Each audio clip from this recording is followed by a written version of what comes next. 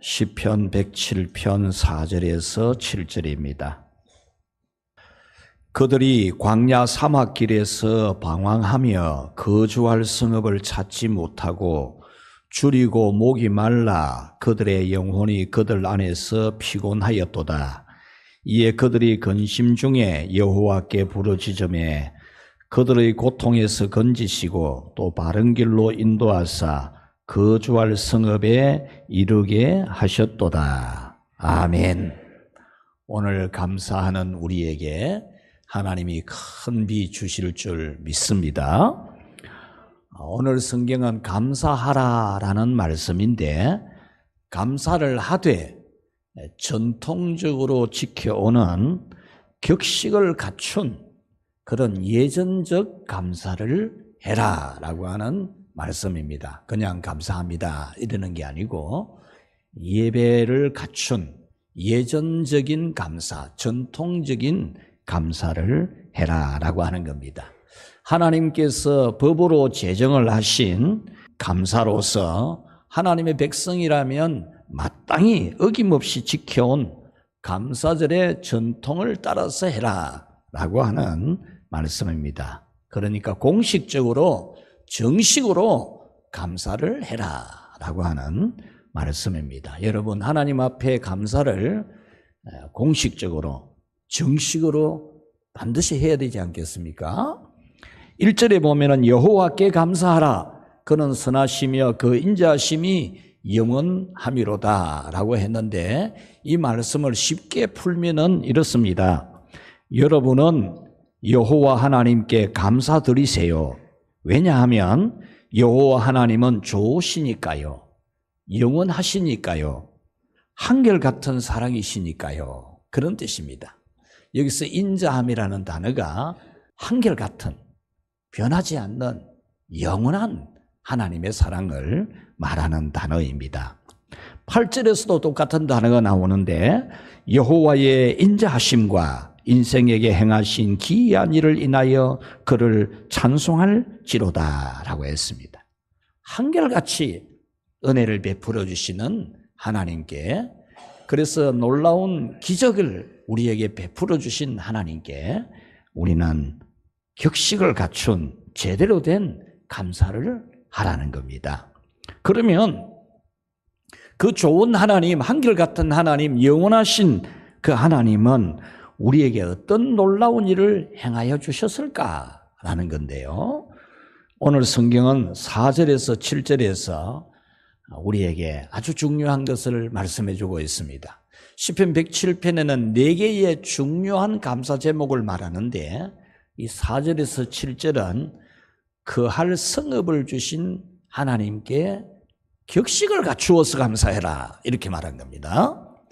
이 4절에서 7절에 보면은, 4절에 보면은 거주할 성읍, 7절에도 똑같이, 36절에도 똑같이 거주할 성읍을 주신 이에게 감사하라 그렇게 말합니다. 이 말의 의미는 안심하고 살 수 있는 생활의 여건을 허락해 주신 것에 대해서 격식을 갖추어서 전통적인 예전을 따라 감사를 해라, 그런 말씀입니다. 그러므로 우리 오늘 성경이 우리에게 말씀해 주는 것은 우리가 살아가는 삶의 현장에서 안정된 삶의 기반을 주신 하나님께 우리가 일반적으로 사람들에게 그냥 감사하듯이 하는 게 아니고 전통적인 예전을 갖추어서 감사 예배를 드리라고 하는 겁니다. 그래서 오늘은 추수감사절에 여러분들이 하나님 앞에 감사하되 그냥 형식적으로 말 한마디 하는 게 아니고 진정으로 하나님께 감사 제사를 드림으로써 여러분이 간절히 바라는 큰 비의 은혜가 내리기를 축복합니다. 첫 번째로 우리 같이 한번 읽어봅시다. 나는 거주할 성읍을 찾지 못하였습니다. 아멘. 오늘 성경은 삶이 안정적이지 않았던 시절을 우리에게 회상을 하게 합니다. 힘들고 어려웠던, 걱정이 대상 같았던, 불안하고 근심이 많았던 그 시절이 있었던 것을 회상하게 하고 있습니다. 4절에 보면은 광야 사막길에서 방황하며 거주할 성읍을 찾지 못하고 라고 했습니다. 광야와 사막길 같은 집도 없고 동네도 없고 사람도 없고 길도 없고 물도 없고 먹을 것도 없는 그런 광야와 사막길 같은 힘들고 어려운 시절이 있었다라는 겁니다. 이 성경의 배경은 이스라엘 백성들이 범죄함으로 인하여 하나님의 심판을 받고 이제 바벨론에 가서 70년 동안 벌을 받죠. 70년 동안 벌을 받고 하나님이 이제 그 벌을 다 끝내고 다시 고국으로 돌아오게 해주시는 해방의 은혜를 주셨는데 그 돌아오는 길이 뭐냐? 광야와 사막입니다. 사람이 살지 않는, 마을이 없는, 집이 없는, 마실 물을 얻을 만한 우물도 하나 없는 그런 광야와 사막길을 지내왔던 그 옛날을 회상하게 하는 말씀입니다. 이것을 오늘 우리에게 비유를 하자면 몸도 아프기도 하였고 마음도 아프기도 하였고 삶이 너무 힘들고 지치는 피곤한 갈피를 잡을 수가 없는 그런 시절에 대하여 우리로 하여금 회상하게 하는 말씀입니다. 이 말씀을 문자적으로 해석을 하면은 광야를 통과하다가 광야에 길이 있습니까? 요즘같이 내비게이션이 있습니까? 자동차가 있습니까? 자전거가 있습니까?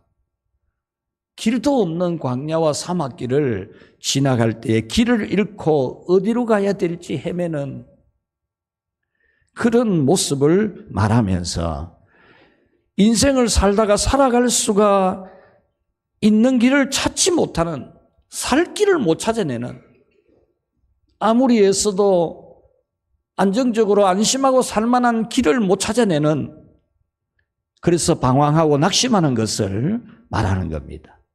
5절에서는 실제적으로 이런 이야기를 합니다. 줄이고 목이 말라 영혼이 피곤하였다. 먹을 것이 없었다. 그렇게 말합니다. 마실 물도 없었다라는 겁니다. 그래서 너무 힘들고 피곤하고 지쳤다라는 거죠.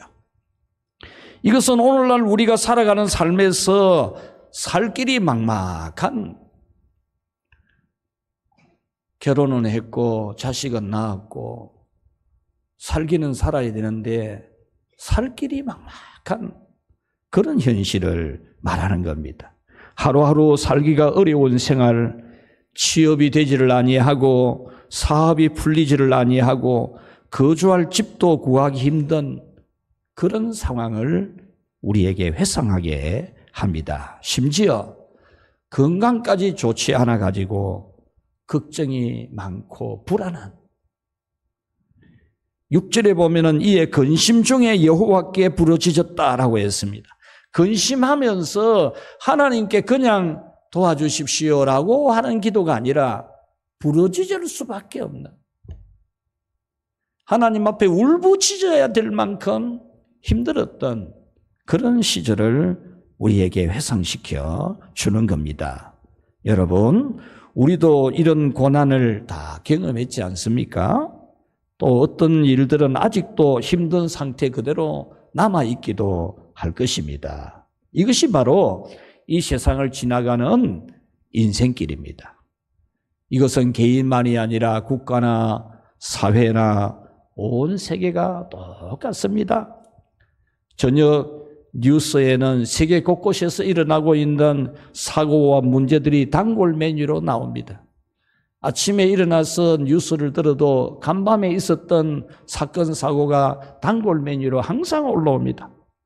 세계 도처의 테러로 말미암아 가족을 잃기도 하고 다치기도 하고 재산을 잃기도 하고 또 전쟁으로 자연재해로 얼마나 아우성이 심합니까? 이번 한 주간도 기도하는 가운데 느낀 점은 올해도 역시 다사다난했다라고 말할 수밖에 없구나, 그런 생각을 해보았습니다. 우리가 해마다 연말이 되면 다사다난했다 그러지 않습니까? 참 일 많고 환난 많은, 문제 많은 세상이었다라는 거죠. 올해도 역시 이 나라에나 또 온 세계에나 환난과 역경과 고난이 많았습니다. 여러분, 이렇게 인생은 거주할 성을 찾지 못하고 방황하는 것처럼 안정적으로 살아갈 여건이 되지 않을 때가 참 많습니다. 여러분도 눈물을 펑펑 흘리면서 울었던 적이 많았겠습니까? 이제 눈물도 안 나는, 눈물까지도 말라버리는 그런 절망과 탄식이 또 있었지 않겠습니까? 우리가 살아오는 세월, 오늘 성경은 이것을 다시 회상하게 합니다. 두 번째로 우리 같이 한번 읽어보겠습니다. 하나님께서 고통에서 건지시고 거주할 성읍을 주셨습니다. 아멘. 오늘 성경은 매우 불안하고 걱정하는 삶을 벗어났다는 겁니다. 6절에서 고통에서 건지시고라고 하는 이 말은 고통스러운 많은 문제들에서 건져주셨다라는 겁니다. 7절에서 또 바른 길로 인도하사 거주할 성읍에 이르게 하셨도다. 하나님이 이제는 안정적으로 살아갈 수 있는 삶의 기반을 주셨다. 이제는 따뜻하게 잠잘 집도 있고, 이제 아침이면 출근할 수 있는 일터도 있고, 자녀들이 빵긋빵긋 웃으면서 자라나고, 참 이제 안심하고 살 수 있는 여건이 되었다. 그런 뜻입니다. 여기서 바른 길은 올바른 길을 말하는 게 아니고 고든 길을 말합니다. 고든 길을. 우리 경상도 사투리 쓰면은 쪽바른 길, 똑바른 길, 꾸불꾸불 안 하고, 또 길이 뭐 오르막 있고 내리막 있고 그런 게 아니고, 우리 아스팔트 직선도로 쫙 깔아놨듯이 고든 길을 말할 때에 오늘 여기서 바른 길로 인도하사라고 하는 겁니다. 그러니까 하나님이 거할 성읍을 찾지 못하고 살 형편이 안 되는, 살아갈 길이 없는 막막한 사람에게 하나님이 직선도로 같은 것을 내어주어서 그냥 곧바로 안정적으로 살 수 있는 그런 은혜, 기적을 베풀어 주셨다는 그런 뜻입니다.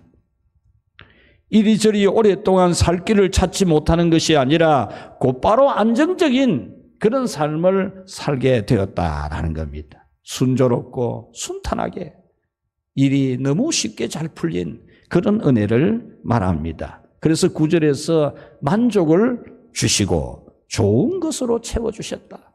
나를 만족하게 해주시고 좋은 것으로 채워주셨다. 이렇게 고백합니다. 그러므로 여기서 거주할 성읍을 주셨다는 것은 고통에서 건져주시고 순조롭게 풀리게 하시고 만족할 만큼 좋은 것으로 채워주셨다라는 겁니다. 살 길이 막막했는데 곧바로 너무나 신기하게 빨리 그 문제에서 벗어나고 살 길이 열렸다. 그런 뜻입니다. 이렇게 편안하게 살 수 있는 거주할 성읍을 주신 은혜는 너무나 큰 은혜입니다. 여러분이 오늘날 따뜻한 밥을 먹고 따뜻한 방에서 잠을 자고 따뜻한 옷을 입고 또 가족의 얼굴 보고 살아가는 이것은 너무나 큰 은혜라는 겁니다. 직선의 길을 열어주시고 안정된 삶의 기반을 주시고 일터가 있고 정말 하나님이 주신 이런 거주할 성읍 같은 여건이 된 이런 삶을 사는 것은 여러분이 절대로 작게 생각할 일이 아닙니다. 기적 같은 일이라는 겁니다. 8절에 보면은 여호와의 인자하심과 라고 했습니다. 아까 설명했듯이 절대로 변할 수가 없는 사랑. 혹 우리가 하나님을 배반하고 멀리 떠나는 일이 있을지라도 하나님은 배반하지 않는, 끝까지 기다리는, 돌아오도록 기다리는, 안 돌아오면은 우리 경상도 말을 빌리자면 매가지를 잡아서라도 끌고 오는, 절대로 버려두지 않는, 반드시 우리를 사랑하고 구원하시는 그런 사랑, 하나님의 은혜를 말합니다. 하나님은 우리에 대해서 절대로 버리지 않고 구원하시고 도와주시는 놀라운 기적으로 여러분들을 지금 있게 한 겁니다. 현재 여러분들은 마음의 욕심에 안 차서 불만족이 많이 있을 수 있지만은 그거는 여러분의 욕심에 불과합니다. 여러분들이 지금 하나님께 은혜 입은 은혜는 특별한 기적 같은 은혜입니다. 기적 같은 큰 은혜입니다. 큰 은혜. 대한민국 땅에 사는 것만으로도 우리 세계에서 여러분들은 10% 안에 살아가는 사람들이에요. 대한민국 땅에 사는 것만으로도. 지금 세계 인구가 이동하는 가운데 있는데 이민이 가장 많은 나라가 미국이고 두 번째로 많은 나라가 한국입니다. 외국에서 한국에 와서 살고 싶다는 겁니다. 여러분의 가정이 안정적이고 직장이 안정적이고 이 은혜가 너무나 큰 겁니다. 30년 살을 집필하면서 오래전 남아공의 스텔린보시 시장하고 법률을 고문하고 시의회 의원이 우리 교회를 방문했지 않습니까? 그때 이분들 데리고 경산시장하고 경산시 그 간부들하고 같이 연석 회의를 하면서 경산시의 실업률을 물었을 때에 실업률이 그때 얼마 안 되니까 이해할 수 없다듯이 고개를 흔들더라고요. 실업률이 너무나 높은 외국이니까. 한국이 실업률이 낮은 걸 이해를 할 수가 없더라고요. 어떻게 그렇게 실업률이 낮을 수 있느냐라는 거지. 그래서 보건소에 갔습니다. 보건소 관계자들하고는 또 대화를 하는 가운데 우리 경산시의 에이즈 환자가 얼마나 됩니까? 없다는 게 없나, 에이즈 환자가. 이해가 안 된다는 거죠.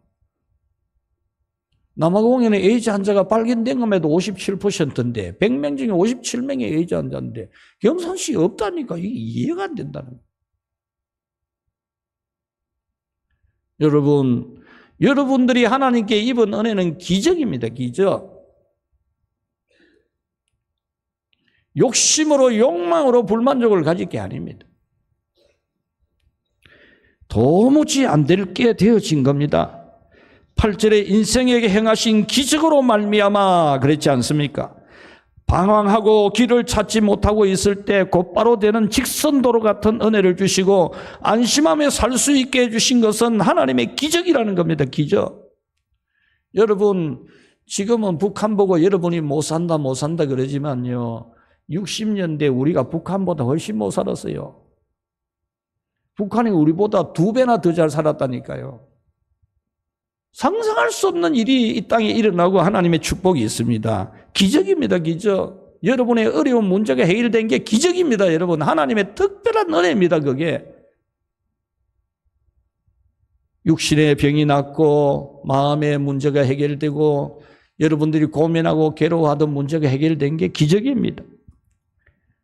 안심하고 살아갈 여건을 갖추어 주신 기적적인 큰 은혜를 격식을 갖춘 전통적인 예전적인 감사를 해야 될 것이 마땅하지 않겠습니까? 마지막 세 번째로 우리 같이 한번 읽어보겠습니다. 나는 기도와 감사와 찬송으로 살겠습니다. 아멘. 오늘 성경의 이 시편 저자는 정말 내가 그할 성읍을 찾지 못했는데 집도 없고 일터도 없고 취직도 안 되고 먹을 것도 없고 마실 물도 못 구하는 그런 형편이었는데 하나님이 이렇게 은혜를 주셨으니까 나는 기도하고 감사하며 살아야 된다. 이런 고백을 한 겁니다.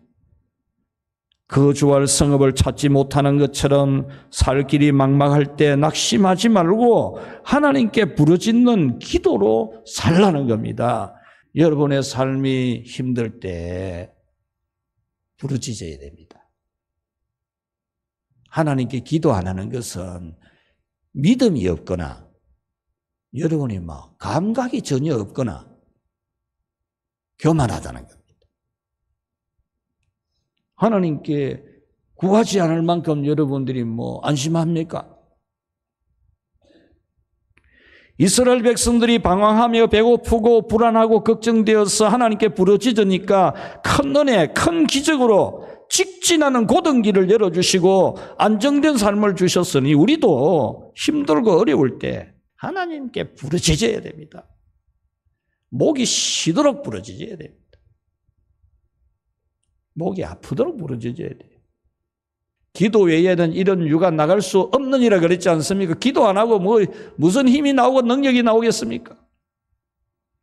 여러분, 광야 사막길에서 거할 성을 찾지 못하여 방황하는 것처럼 세상에서 힘이 들 때는 기도해야 됩니다. 고통은 하나님을 찾으라고 하는 하나님의 메가폰 소리, 메가폰. 요즘 메가폰 고물상에 가도 못 찾고 어디 수지가에 가면 있겠죠. 메가폰. 들고 다니면서 건전지 넣고 소리 내면 크게 소리 나오는 메가폰. 여러분에게 고통이 있다는 것은 하나님께 부르짖으라는 하나님의 메가폰 소리입니다. 메가폰 소리. 고통이 큰 만큼 하나님의 메가폰 소리를 크게 내는 겁니다. 하나님을 찾으라는 겁니다. 우리는 감사와 찬송으로 살아야 됩니다. 어떻게 살아야 할지 막막할 때, 곧바로 잘 때는 이런 은혜를 주실 때, 거주할 성읍 같은 안정된 삶을 주셨다면 진심으로, 진정으로 감사하며 찬송해야 됩니다. 진심으로, 진정으로. 8절에 보면은 그를 찬송할지라 그랬죠. 이 찬송과 감사는 동의어입니다. 같은 뜻의 단어입니다. 찬송하라, 감사하라 같은 뜻입니다. 여러분, 감사는 인생을 바꿉니다. 감사는 인생을 축복으로 바꾸는 레시피입니다.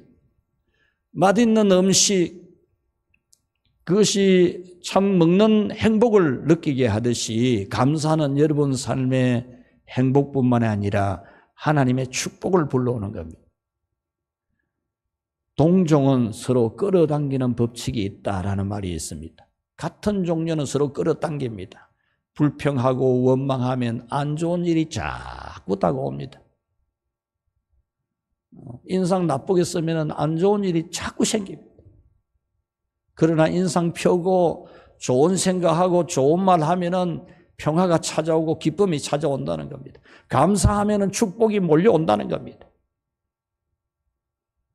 감사를 온전하게 하면은 노예의 삶에서 주인의 삶으로 변화할 수가 있습니다. 그러므로 여러분은 감사하되 온전하게 제대로 감사를 해야 됩니다. 하나님께. 가인과 아벨은 형제입니다. 형제. 가인이 형님이고 아벨이 동생인데 둘이가 추수감사절 제사를 드리는 거죠. 그런데 형님인 가인의 제사를 하나님이 안 받아요. 똑같은 시간에 똑같은 장소에서 형제가 감사 제사를 드리는데 동생의 제사는 하나님이 받고 형의 제사는 안 받았다니까요. 여러분들의 감사가 격식을 갖춘 제대로 된 감사를 해야 됩니다. 그래야 할 때 하나님이 큰 미를 주실 줄로 믿습니다. 하나님께 감사를 어떻게 그냥 사람한테 하듯이 감사합니다 하듯이 그래야 합니까? 하나님께 하듯이 어떻게 그래야 합니까? 하나님께 하는 걸 가지고 우리 여기 추수한 것을 가져오는 것도 다 여러분 제일 좋은 것만 골라서 안 했겠습니까? 하나님께 드리는 것이라서. 우리 어느 집사님이 호박을 막 큰 걸 가져왔는데 우리 집으로 가져온 거예요. 목사님 막 추수감사제 올리든지 목사님 잡수든지 하이소 이런. 제가 들어보니까 못 들겠는 기라. 교회 갖다 놓으려고 들어보니까. 그래 전도사님 불러가 좀 사무실에 일단 갖다 놔라 그랬지. 들 수 없을 만큼. 연세 많은 집사님 배추 농사를 지어가지고 오래전 한 몇 주 전에 가져오셨는데 어떻게 들어 올렸는지 모르겠어요. 제가 못 들겠더라니까. 한 포기를 제가 못 들겠더라고. 여러분 하나님 앞에 드리는 감사, 가인과 아벨이 동시에 형제간의 제사 드리도 하나님이 받는 제사가 있고 안 받는 제사가 있었어요. 여러분들이 하나님 앞에 아벨처럼 정말로 더 나은 제사를 드림으로써 하나님이 여러분에게 큰 비 주시기를 축원합니다. 말씀을 맺겠습니다. 힘들 때 어려울 때 길이 보이지 않을 때는 기도하라는 겁니다. 길이 안 보이는데 기도를 해야 돼요. 영적인 눈 가지고 길을 봐야죠. 길이 안 보이는데 육신의 눈 가지고 자꾸 머리만 쓰고 신경만 쓰니까 머리가 아파지지. 기도해서 영적으로 길을 봐야 돼요. 방황이라는 이 인생의 살 길을 정말 이 인생의 길에 방황이라는 길이 있을 때 여러분 하나님께 부르짖어야 됩니다. 하나님께 부르짖어야 됩니다. 길을 찾지 못하고 방황하고 지칠 때 거주할 성읍을 얻게 되는 것처럼 안정적인 삶의 축복을 받는 길은 기도뿐인 줄 아는 우리 늘푸른 교회 성도들 되기를 축원합니다. 기도뿐입니다. 기도만이 여러분의 안정적인 삶을 찾게 합니다. 하나님께 기도하면 직진길이 열립니다. 직진길. 고등길. 오늘 성경에 바른 길 딱 이렇게 표현했는데 바른 길 하니까 올바른 길처럼 이렇게 들리는데 그게 아니고 직진길, 직진길. 하나님이 도우시면 직진이 열리면 직진. 얼마든지 직진되지 뭘. 하나님이 직진하게 하시면. 기적으로 잘 풀려서 편안하게 살게 되었다면은 하나님께 온전하게 감사하고 찬송하십시오. 온전하게. 멋지게 하나님께 감사하고 찬송하는데 안 기쁠 일이 뭐 있습니까? 추수감사절에 우리 구역마다 찬양 준비하라니까 그게 힘드는 것처럼 이래 느낀다라는 보고가 이 교육자 회의 때 올라오는 거예요. 뭐가 힘들어? 뭐가 땅 파랗게도 파야 되는데 찬송하라 그러는데 뭐가 힘들어? 찬송 두고 가라 해도 해야 되는데 하나님 찬양하는 일을 우리가 어떻게 주저할 수 있습니까? 하나님께 감사하는 거 온전하게 해야 됩니다. 찬양 뜨겁게 해야 되고.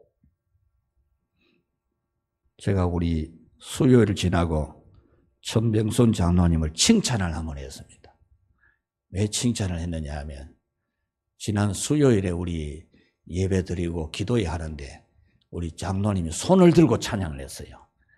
그래서 제가 그 보고를 받고는 칭찬을 해드렸어요.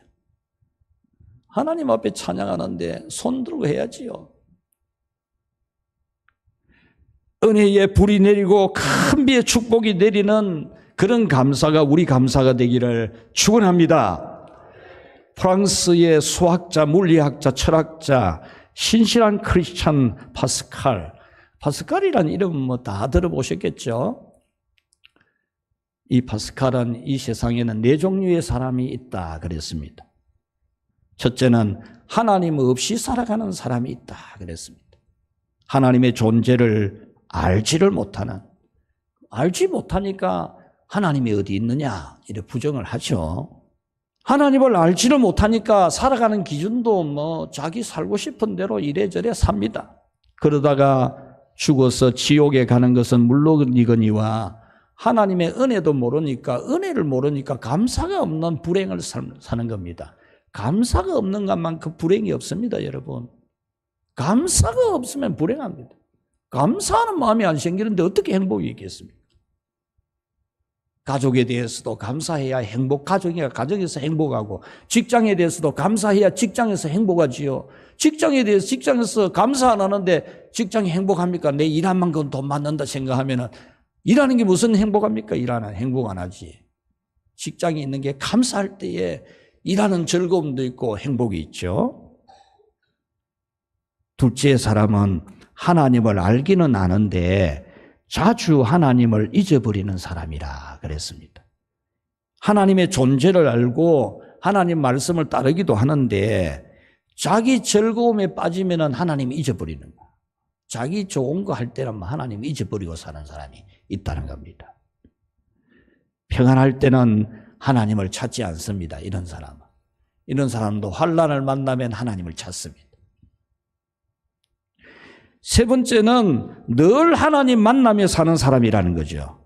아침부터 저녁까지 하나님과 동행하고 무슨 일하든지 하나님께 물어보고 또 하나님이 좋아하는 거라면 뭐든지 하고 하나님이 기뻐하시는 것을 하는 것을 행복이라고 여기는, 하나님을 기쁘시게 하는 것을 행복으로 여기는 그런 사람이라는 거죠. 네 번째 사람은 하나님께 항상 감사하는 사람입니다. 작든 크든 내게 있는 것은 내 것이 아니라 다 하나님께서 주신 은혜로 알고 하루하루를 살아갑니다. 하나님의 섭리를 믿으면서 이래도 감사하고 저래도 감사합니다. 여러분, 하나님 은혜를 이래도 감사해야 되고 저래도 감사해야 됩니다. 여러분의 삶의 모든 일은 하나님이 다 주관하고 있고 중심에 하나님이 계시고 하나님이 섭리하고 있습니다. 불평불만하면 안 됩니다. 하나님이 다 알아서 하는데, 제가 아는 분 중에 남편도 아내도 암에 걸렸다가 이제 다 완치를 받은 분이 있습니다. 며칠 전에 만났는데 남편도 암에서 암을 지났고 자기도 암을 지나면서 깨달은 게 있다는, 깨달은 게. 그게 뭐냐? 모든 것은 하나님께 달려있다는 거예요. 뭘 자기께 다니는 교회에서 뭐 이것이 잘 되니 안 되니 그런 말을 하는 거 보고 하나님의 주권을 잘 몰라서 그런 거라고.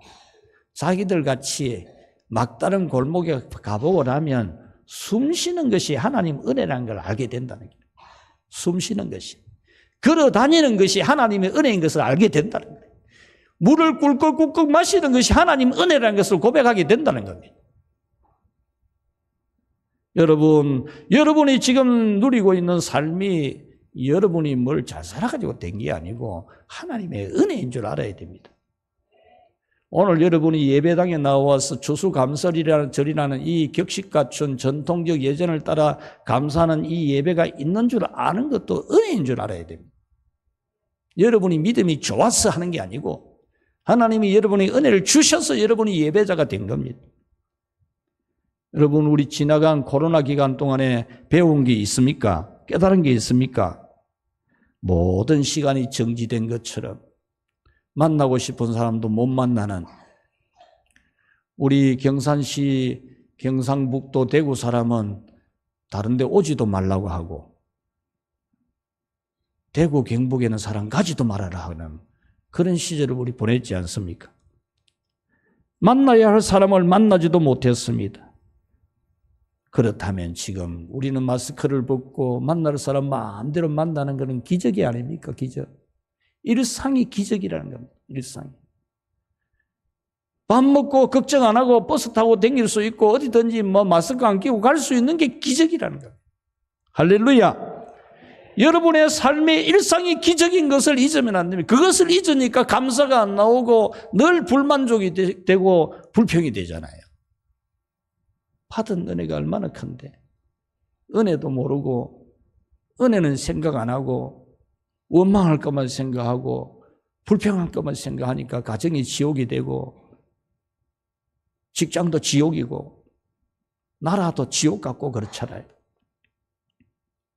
예배할 수 있는 것이 기적이고 하나님 섬길 수 있는 건강이 있는 것이 기적이고 여러분이 하나님을 섬기는 지혜와 달란트가 있는 것이 기적입니다.